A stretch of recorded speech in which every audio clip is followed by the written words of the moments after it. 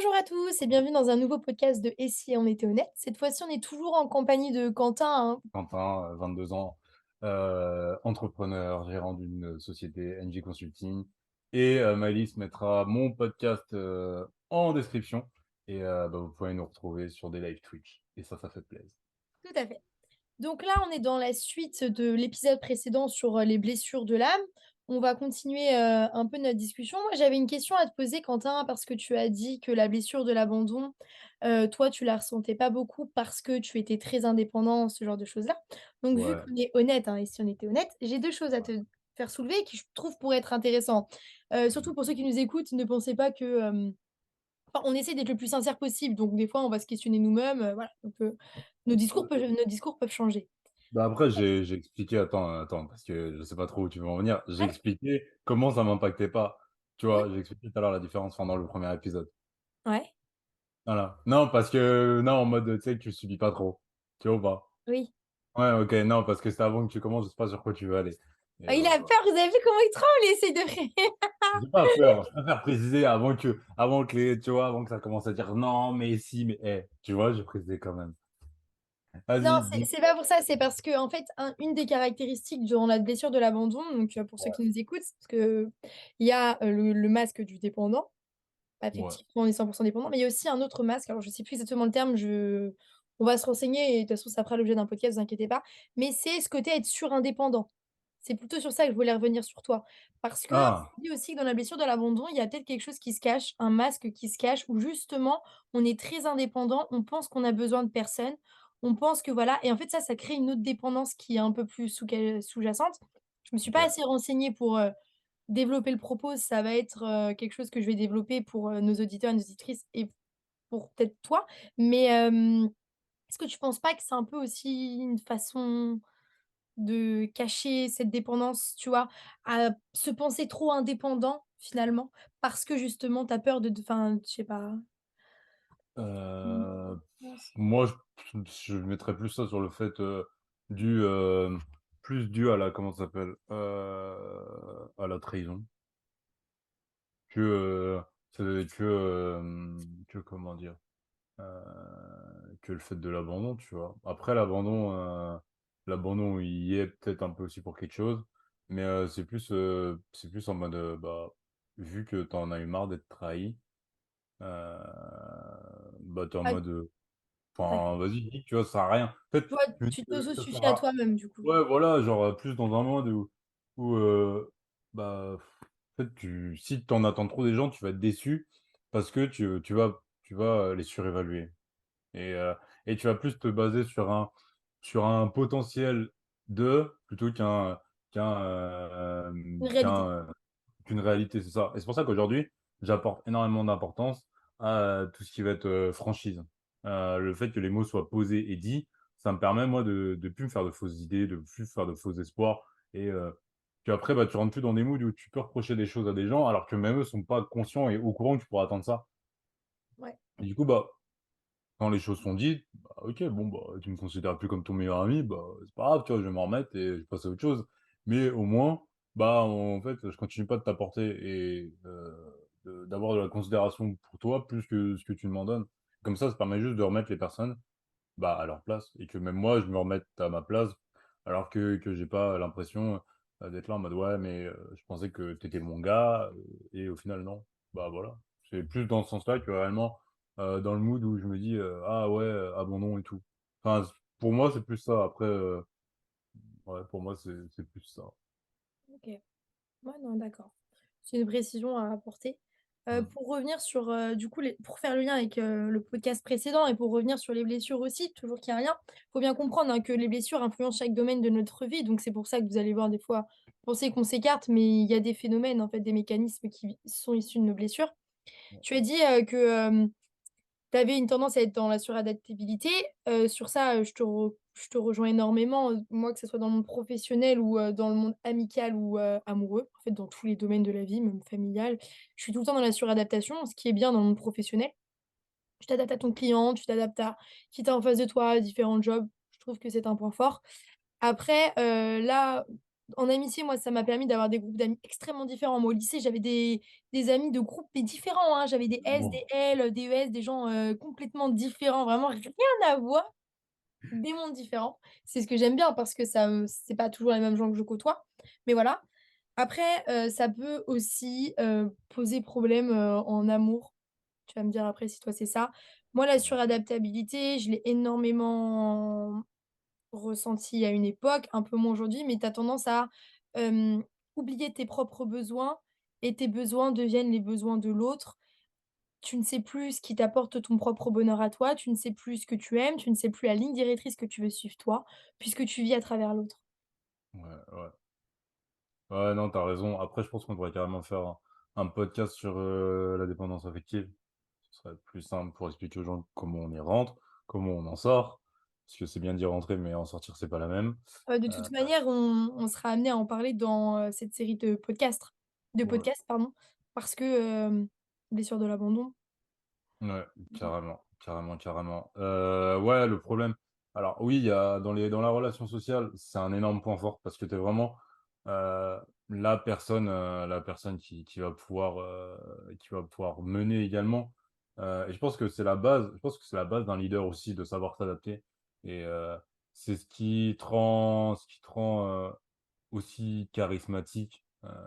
Après, il y a plein de trucs qui s'ajoutent pour être vraiment charismatique. Mais c'est ce qui va te permettre d'arriver à fédérer autour de toi, savoir t'adapter. Après, dans le monde du travail, moi, je suis un mec où, par contre, il n'y a pas de suradaptation. Genre, ça m'enlise, c'est fini. Enfin, par contre, là, c'est là où, pour le coup, je suis vraiment pas impacté négativement par la blessure de l'abandon. Parce que c'est vraiment un truc où, si je sens que ça m'enlise et que j'aime pas, c'est mort. Mais vraiment, ça va être cash et je vais partir. Et c'est là où d'ailleurs ça me pose problème parce que c'est pour ça aussi que j'ai jamais réussi à rester longtemps dans un travail. À partir du moment où ça m'enlise, c'est fini. Après, par contre, au niveau amoureux, ouais, là par contre, c'est un enfer. Tu vois. Mmh. Au début, ça va aller. Après, tu vas commencer à faire une concession, deux concessions, trois concessions. Donc au début, ça va, ça n'impacte pas plus ta vie. Sauf que quand ça commence à être tes besoins primaires, comme par exemple moi le sport, enfin, c'est des besoins qui te permettent aussi d'apporter à l'autre enfin, tout ce qu'il aime chez toi. Bah, le problème, c'est qu'après, tu es capable de les enlever pour l'autre. Et c'est là où ça devient hyper compliqué, cette suradaptation. Parce que ouais, tu t'oublies et tu te perds. Et c'est là où tu crées une dépendance affective et où tous tes besoins, au fur et à mesure, tu les remplaces, même tes besoins fondamentaux, tu les remplaces par l'autre personne. Et bah, la personne, un jour, bah, elle part. Parce que bah, c'est... enfin, ça ne peut juste pas continuer dans ces moments-là. Mmh. Euh, et c'est là où ça devient hyper compliqué. Après, tu rentres on va appeler ça une micro-dépression parce que tu t'es perdu temporairement, donc le temps que tu te retrouves, que tu te recalibres avec tes valeurs, ce que tu aimes. Après, c'est bon, tu vois, c'est reparti. C'est reparti et voilà. Mais ça peut prendre plus ou moins de temps, suivant combien de temps tu es resté dedans. Ouais, tout à fait et là, on est beaucoup sur la blessure de l'abandon ou de trahison, mais toi, quand tu as ta blessure de rejet, puisque toi, c'est une de tes blessures que tu as identifiée, comment tu le ressens dans ta vie tous les jours? Je veux dire, tu vois, comment tu vis avec? Comment pareil pour tes autres blessures, finalement, comment tu vis avec tes blessures? Comment tu apprends à vivre avec tes blessures? Puisque tu commences à on commence le processus, mais Bah déjà, faut voir à quel moment elle se réveille. mmh mh. euh, à quel moment elle se réveille. Enfin, ce que ça provoque en soi, si c'est de la colère, euh, si c'est de la colère, de la souffrance, faut réussir à se recalibrer sur ses émotions. C'est un truc que je fais là depuis peu. Vraiment me recalibrer, genre, quand ça peut se réveiller, me dire, OK, qu'est-ce que je ressens là? Après, ça te permet de mettre soit des processus en place, de déjà mieux comprendre, parce que généralement, souvent, enfin, tu vois, je prenais ce qui arrivait, et bah, je me disais: «Vas-y Nick, c'est bon, on passe à autre chose». Mais je me reconnecte pas réellement à mes émotions et du coup, je prends pas le temps de savoir ce que je pense, tu vois? Je next la chose et voilà, et ça passe, c'est tout. Je me dis: «Bah, c'est pas grave, ça fait partie du processus». Et depuis que je me mets réellement à me poser, à me dire: «Bah, qu'est-ce que je ressens?» Bah, le travail est différent et ce qui surtout, ça te permet de prévenir la chose, en fait. De te dire: «Attention, là, tu es plus dans ton masque Oui. ouais, tu vois? Donc typiquement, bah, pour le rejet, en fait, ça va juste le rejet généralement, ça va surtout réveiller l'injustice puisque parce que, bah, c'est plus, d'abord l'injustice, après il y a un peu en mode, «Ah ouais, bon, bah, je serai jamais accepté comme je suis». Bah, par exemple, dès que je suis confronté au racisme. C'est pour ça que quand, bah, les gens vont me dire: «Ouais, mais enfin, ça fait longtemps que tu es en France, tu es français». Et je fais: «Mais non, en fait, je pourrais jamais me sentir français parce que tout enfin, à chaque fois, c'est moins maintenant parce que, bah, je suis moins exposé ou quoi, mais quand c'était genre au lycée, c'était au moins une fois par semaine une blague raciste. Donc, bah, en fait, tu peux jamais dans le monde du travail, genre, j'ai fait de la maçonnerie, c'était une fois par jour une blague raciste. Donc, à un moment, comment tu veux réellement Ouais. mais peu importe la personne, en fait, que la personne, ce soit le dirigeant d'entreprise ou quoi, en fait, tout le monde se permet des libertés, tu es en mode, bah, en fait, non, il y a pas même si on est proche, non, il y a pas et du coup, c'est hyper compliqué à gérer. Mais sinon, du coup, c'est plus comme ça que, heu, que je vois la chose, plus se reconnecter à ses émotions et comme ça, dès que tu ressens la même émotion, tu peux te dire: «Ah ouais, mais là, il se passe ça», tu vois? C'est plus comme ça que je le Ouais, vis. identifier, disséquer en fait les émotions quand elles viennent. Ouais, c'est ça. Toi, je sais pas comment tu arrives à gérer la chose. Moi, la blessure de l'abandon, vu que c'est vraiment une très prédominante, bah, en vrai, le truc, c'est que pour l'instant, la réussir à le gérer, c'est compliqué parce que c'est quand même bien ancré. J'essaye de travailler la confiance en moi, l'estime sur moi, parce que je sais que c'est lié à ça, ma blessure de l'abandon, donc j'essaie de travailler dessus. Je fais des choses enfin, j'essaie de sortir de ma zone de confort constamment, mais ça a toujours été, mais tu vois, ça contribue à la confiance en soi.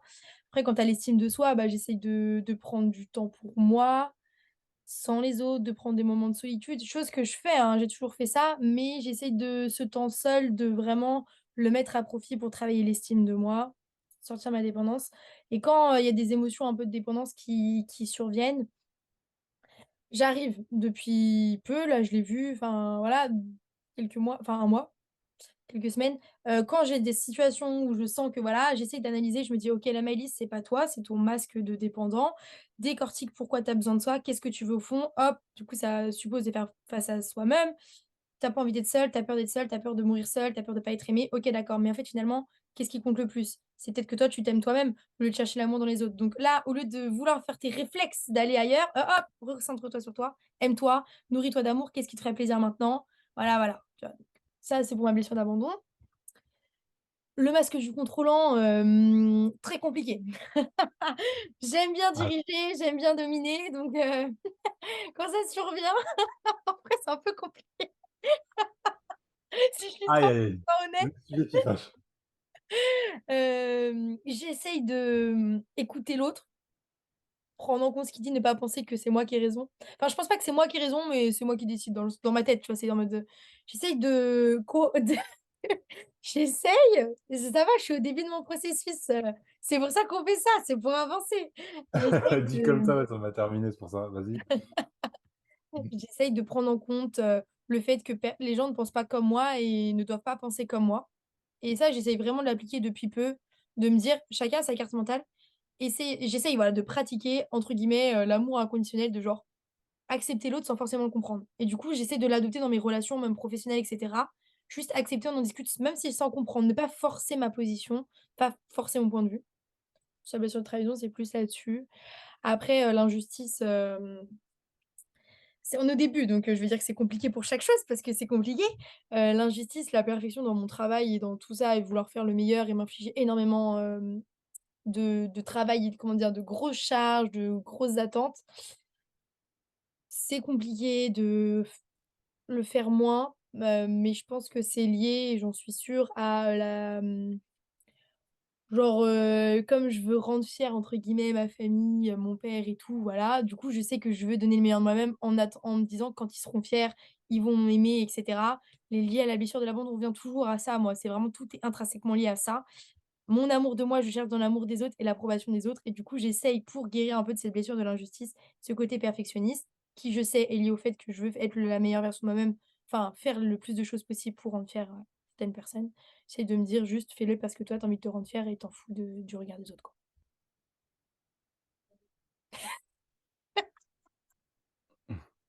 OK, OK. Quelle belle morale de fin. Leçon: c'est difficile, j'essaye. Oh la morale de fin, gros, j'étais pas prêt. Ouais. Après, il y a un exo qui est pas mal pour l'estime de soi. Oui, En gros, à la fin de la journée, tu te poses et tu te dis 3 choses de bien que tu as fait dans ta journée. Et c'est bien, ouais. Il est ouais, pas c'est mal du vrai. tout. Donc, je sais pas si tu l'as testé, mais Non, teste-le. parce que tu m'en as parlé et c'est vrai que j'ai pas eu le temps, mais j'aurais dû parce qu'en vrai, on trouve toujours le temps quand on a vraiment envie de le faire. Mais je vais le mettre en Mmh. place parce que je trouve ça pas mal comme exo. Ça te permet de comprendre un peu, enfin de réaliser que tu fais des choses bien tous les jours, quoi. Et il y a Ouais, aussi un autre exo que j'ai lu dans un livre, c'est juste le soir ou le matin, bah, peut-être plus le soir où tu expliques un peu les émotions que tu as eues dans ta journée. À ouais, un moment tu donné, j'ai pas forcément, 10 ans, hein, tu peux prendre 5 minutes. J'ai été en colère à midi, OK, et juste explique pourquoi tu as été en colère. Par exemple, il y avait pas de sandwich, je sais pas où, à la cafette. Il y avait pas de sandwich à la cafette, ça m'a mis en colère et tout, tu vois? Mais tu apprends non, mais je caricature. oui, Tu oui, je apprends sais, à t'inquiète. relativiser et à reconnecter avec tes émotions, tu Ouais, vois? J'ai été ouais. triste à un moment, OK, mais pourquoi tu as été triste? Ouais, parce qu'un tel m'a pas dit bonjour. Pourquoi tu es triste parce qu'un tel t'a pas dit bonjour? Tu as besoin qu'il te dise bonjour pour être heureux?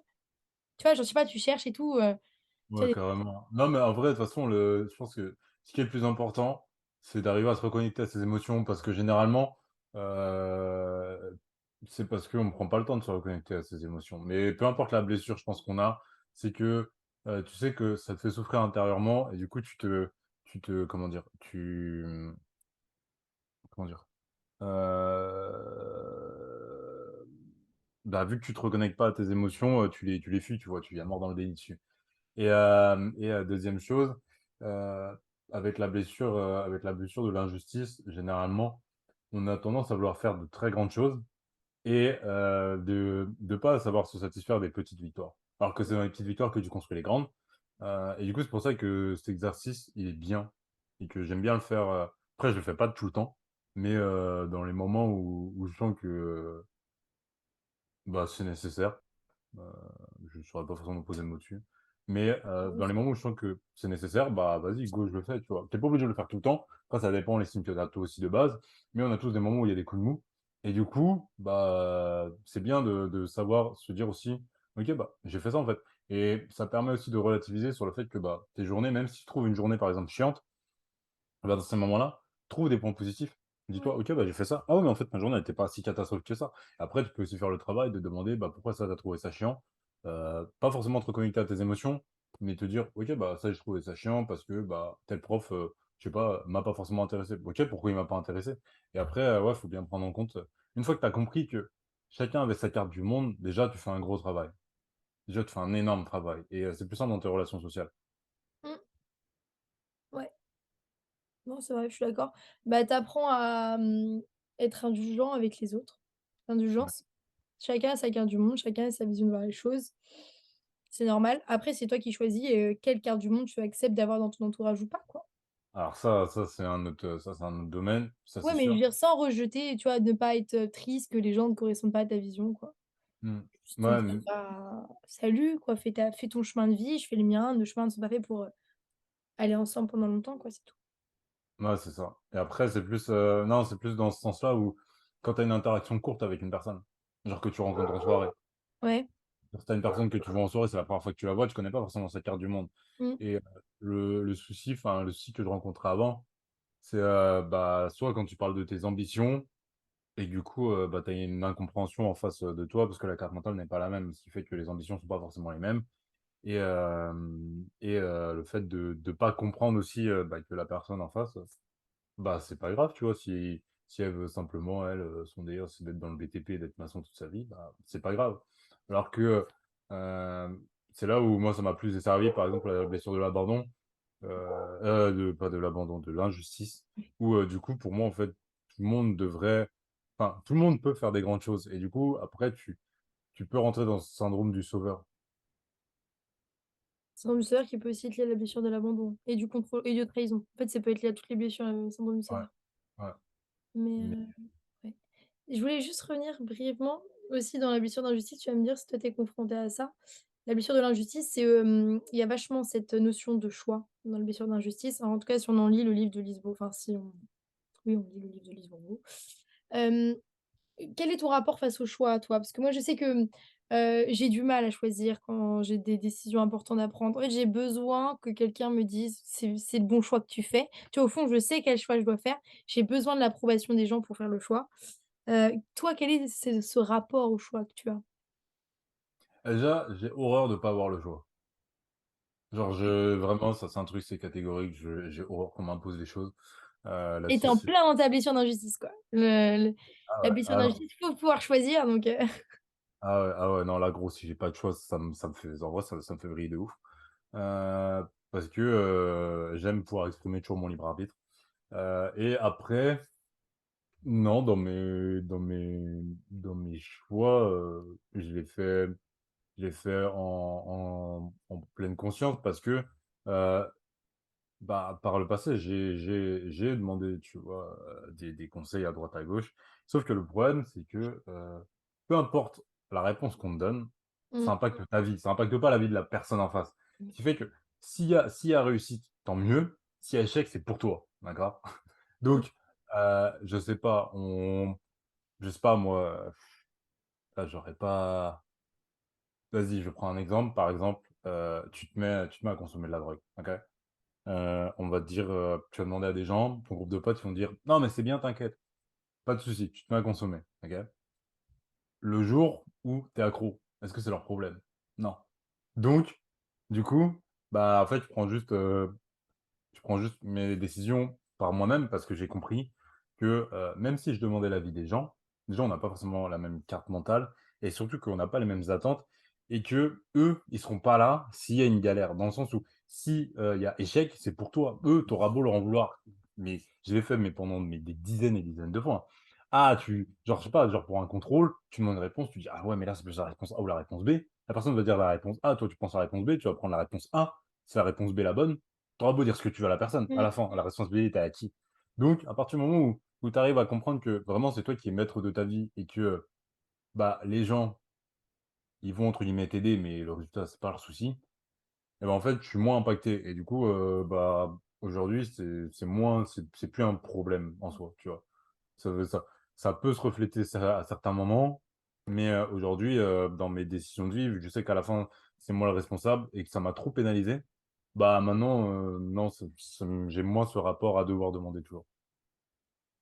À savoir, hein, pour ceux qui nous écoutent, que, dans les blessures, vous pouvez vous reconnaître dans certaines caractéristiques. Avoir, par exemple, une blessure prédominante, celle de l'injustice, Ouais, vous reconnaître dans, le côté perfectionniste, mais pas dans le côté d'avoir des difficultés à faire des choix. Ou à ouais, l'inverse, je veux dire, c'est normal, hein. C'est pas parce que vous avez un profil que vous allez correspondre à chaque caractéristique.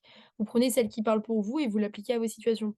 Vous n'avez pas forcément tous les points, hein. Voilà, on dit souvent que l'injustice, c'est vraiment perfectionniste, le choix, après il y a des notions de confiance et cetera, on reviendra dessus après, mais voilà, juste je trouvais ça important de rappeler ça. c'est ça. Est-ce que, Et si attends, si je te coupe, ah vas-y. si après, par contre, tu vois, pour le choix, je vais pas avoir besoin de demander. Néanmoins, par exemple, si j'arrive devant 2 choses qui me plaisent, par exemple, une paire de chaussures, je vais pas faire le choix, tu vois, de acheter les 2. Et parce que peut-être qu'au fond, ça cache un peu l'idée que tu as peur de faire le mauvais choix. Non, parce que moi, j'ai plus, en fait, j'ai plus amené, l'idée du choix à la richesse. Dans le sens où, heu, bah, par exemple, pourquoi avoir de l'argent? Parce que ça te donne le choix. Parce que en fait, Mmh. tu plus besoin de faire des concessions. Moi, c'est plus, entre guillemets «un trauma de l'enfance» où on devait toujours choisir au rabais et on devait toujours choisir parce que, bah, il y avait pas forcément les fonds financiers. Donc on doit dire: «Bah, c'est soit ça, soit ça». Et sauf que c'est plus, dans ce sens-là que réellement, un truc en mode, blessure, tu vois? C'est plus, dû à, bah, quand tu as Il y a pas le forcément si, c'est quand même de lié à quoi? ta blessure parce que c'est lié à un trauma, le fait que tu as pas envie de choisir. Parce que quand tu étais petite, tu étais obligée de choisir. Tu vois, finalement, c'est quand même un peu lié, hein. Ouais, parce que tu es obligé de choisir au rabais, tu vois? Ça, Ouais, c'est mais ça plus a dans le été une sens où parce que frustration. tu te donnes le choix. Oui, oui, oui, oui, oui, certes, il y a une frustration derrière, mais, Bah oui. après En vrai, quand tu y réfléchis, tu as été frustré quand tu as été petit. Du coup, aujourd'hui, tu as plus envie de ressentir ce sentiment de frustration, de devoir choisir qu'une seule chose sur les 2 si tu as envie des 2 paires de chaussures. Parce qu'au moment regarde, si tu te repositionnes bien, au moment où tu dois aller dans le magasin de chaussures, tu vois 2 paires que tu kiffes, que tu te dis forcément, à un moment donné, ça traverse l'esprit: «Est-ce que je choisis la paire A ou la paire B?» Là, hop, bam, d'un coup, lien, blessure quand tu étais petit, moment de frustration, tu as un sentiment de gêne, tu aimes pas, tu as pas envie de choisir: «Putain, pourquoi je dois choisir?» Je sais pas, tu as des émotions qui viennent. Du coup, tu te dis: «Ah non, je prends les 2, c'est bon, je veux pas». Parce qu'au fond, ce que tu as pas envie de ressentir, c'est cette frustration que tu as ressentie quand tu étais petit. Ah ouais, la justice de la pauvreté, ouais, de ouf. Voilà. Donc finalement, tu lié à ta c'est lié à une de tes blessures. Ah oui, OK, je vois ce que tu veux dire. Voilà, fin du coaching, ça fera Elle 50 fait €. trop la go. Elle fait trop la go. Sachez, sachez bien que l'autre jour, hein, j'ai réglé un problème en 3 minutes. Hein. Pour 50 euros que j'aurais dû prendre Maïlis. Hein. Non, mais Non, on rigole, mais oui, ouais, je vois ce que tu veux dire. je Mais pense oui, non, que oui, oui, oui, dans ce sens-là, oui, ok. Ouais, l'injustice. Ouais, ouais. Ben après, d'un côté, du coup, je pense que toutes les personnes qui ont vécu avec des problèmes d'argent, il y a forcément ce problème d'injustice. ah oui, ouais, moi ça vient de là, hein. Ouais, je pense, hein. Parce... et c'est pour ça. Et après, je pense que même ça se voit dans nos... Genre en boîte de nuit. Alors j'aurais pas pris cet exemple de boîte de nuit d'un coup quand tu me parles de pauvreté et boîte de nuit, mais je t'en prie, Bah, non, mais dans le sens du vas-y. choix. Dans le sens où, bah, regarde, l'autre jour, quand on est sorti là, quand de base, on se retrouve, on a le choix entre soit faire une entrée simple, J'en parce étais que, sûre que tu allais prendre cet voilà. exemple-là. Tu sais que tu le prends souvent dans tes podcasts. Ça t'a marqué. Ah, grave. Mais gros, mais je vais pas prendre une place et une entrée à 35 balles, à 20 balles, alors que si je rajoute 15, j'ai tout, du coup. Hein. Enfin, même si d'ailleurs, on a rajouté bien plus, parce que ça nous a coûté Oui, je me bien plus. souviens, oui. Ouais, tu vois, enfin, par exemple, dans ce moment-là, c'est plus en mode, je réfléchis en mode, mais attends, si je prends pas, c'est parce que je suis pauvre. Donc, pour moi, ouais, c'est plus l'injustice de la pauvreté. Et après, bah, du coup, je me dis, bah, en vrai, non, je suis pas, enfin, non, en fait, maintenant, je suis grand, j'ai le choix, donc je peux faire ça. Et c'est plus dans ce sens-là. Et ouais, par exemple, en boîte de nuit, c'est là où, que ce soit moi ou même quand on est avec les gars, c'est là où ça va le plus se ressentir ou dans les moments où faut faire ouais, enfin, des choses qui peuvent te rappeler ouais, des moments difficiles. Et, et enfin, en vrai, je sais pas si tu avais vu l'interview de DJ Snake, il en a fait une il y a pas longtemps, je te l'enverrai si tu veux. Et il parle en fait, du fait de la pauvreté, de ce que ça peut, de ce que ça peut engendrer. Et c'est dans ces moments-là où je me rends compte que vraiment ça marque, tu vois, ça marque de ouf. Enfin, ça dépend par quoi t'es passé et tout. Mais genre, moi, je suis né en Afrique et je sais ce que c'est, tu vois, quand vraiment t'as faim. Et, c'est des sentiments que t'as plus envie de revivre. Et c'est vrai que quand tu y repenses, les moments où tu pourrais pseudo les revivre, ah, t'es en mode, ah non. Du coup, tu combles ça, tu vois. Mais ça, c'est des sentiments, je sais pas si tu peux réellement les régler. Parce que la pauvreté, ça marque de ouf. Et donc, je sais pas vraiment si tu peux réellement réussir à combattre ça, mis à part en te donnant les moyens de réussir et en Ouais, ayant une aisance financière. Je c'est pense ça. il y C'est a que ça le comme problème. ça que tu arrives à combler le... Même Ouais, si tu ne rattraperas jamais ce qui s'est passé, ouais. mais il y a que comme ça que tu arrives réellement à soigner un peu la chose. Parce que si tu restes pauvre toute ta vie, en fait, tu t'en souffres encore plus parce que tu te dis, merde, j'arrive jamais à évoluer. T'as deux manières de réagir. Moi, je me souviens quand j'étais petite et que je vivais des moments assez difficiles. euh, je pense que tu as deux moyens. Soit tu te dis, de toute façon, soit voilà, tu rentres dans le délire de la lutte des classes, dans le truc de je resterai pauvre toute ma vie, de toute façon, le système veut que je reste pauvre, je fais rien, gna Ah gna ouais, gna t'es un gna gilet gna. jaune.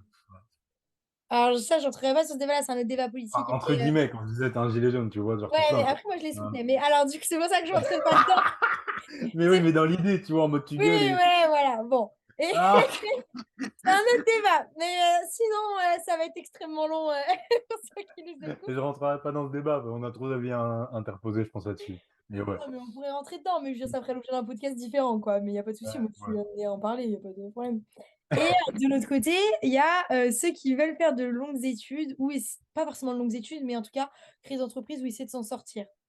Quand j'étais petite, moi, ma solution, je me suis dit très tôt, je ferai le plus d'études que je peux aller, où je peux aller dans les meilleures écoles où je pourrais aller, euh, pour être riche. Faire un métier et être riche. Vraiment, c'était, je veux juste faire le plus possible pour pouvoir aider mes parents et ne jamais revivre ce que j'ai vécu là. Ouais. Et après, je pense que tu grandis, peut-être pour ça aussi qu'il y a des grandes ambitions qui naissent, tu grandis avec des envies qui sont différentes, tu grandis avec une... Je pense qu'au fond, en tout cas pour ma part, je sais pas pour toi, mais si je suis 100% honnête, hein, si j'ai voulu faire des longues études hein, ben là, depuis toujours et que je veux essayer de, tu sais, genre au moins aller au plus où je pourrais aller. sauf si, des business se développent bien plus tôt que prévu. Mais c'est pour ça, hein, avoir le maximum d'études et gagner de l'argent pour ne pas revivre la pauvreté. C'est pas pour gagner de l'argent, c'est pour ne pas revivre la pauvreté que j'ai vécue. Tu vois, c'est Ouais, différent la logique. Après, ouais, créer des business, c'est parce que j'aime et tout ça, mais ça, c'est et je pars, à la base des bases quand j'étais au collège, c'était juste ne pas être pauvre. Voilà, c'était pas ne être riche, c'est ne pas être pauvre. ouais, vraiment et surtout je pense que plus tu as été marqué et au plus tu vas avoir tu vas avoir cette envie d'aller chercher gros. Par exemple, une personne qui a pas forcément été beaucoup marquée, elle, gagner 5 ou 10 000 € par mois, elle va être contente. En vrai, elle s'en fout. Alors que moi, pour moi, je sais que pour ma part, tu me dis: «Ouais, Quentin, demain, tu peux gagner 10 000 € jusqu'au restant de tes jours, 10 000 € par mois». Je te dis: «C'est pas assez». C'est comme tous ceux qui genre, quand j'étais petit, je voyais, il y avait des mecs qui gagnaient genre 2 millions au loto et qui s'arrêtaient de travailler. Moi, j'étais en mode: «Mais tu fais rien avec 2 millions».